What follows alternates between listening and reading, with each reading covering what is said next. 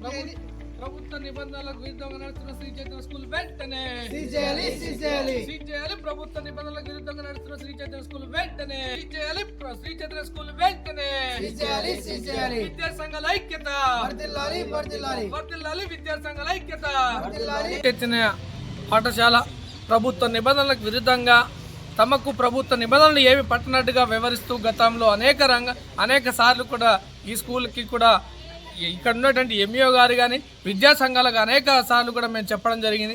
అయినా ఏమాత్రం మార్పు రాకుండా ఈరోజు వారికి ఇష్టం వచ్చినటువంటి పద్ధతిలో వారికి ఇష్టం వచ్చినటువంటి నిబంధనలు పెట్టుకొని ఈరోజు పాఠశాల నిర్వహిస్తూ ఉన్నారు.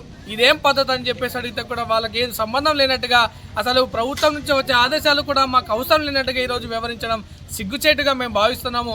ఇక్కడ ఉన్నటువంటి అధికారులు కూడా వారికి ఏం తెలియనట్టుగా సోమరిపోతులకి ఈరోజు తయారవుతున్నటువంటి పరిస్థితి మనకు కనిపిస్తూ ఉంది. కాబట్టి ఏదైతే ప్రభుత్వ నిబంధనలకు విరుద్ధంగా పాఠశాల నిర్వహిస్తూ ఉన్నారో ఈ శ్రీ చైతన్య స్కూల్ పైన వెంటనే చర్యలు తీసుకోవాలని చెప్పేసి మేము విద్యా సంఘాలకు డిమాండ్ చేస్తున్నాము.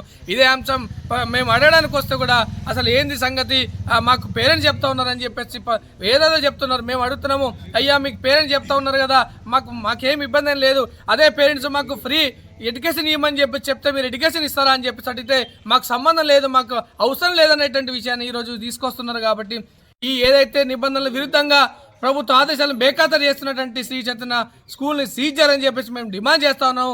ఇక్కడ ఉన్నటువంటి ఎంఈఓ గారు తక్షణమే స్పందించాల్సినటువంటి అవసరం ఉంది.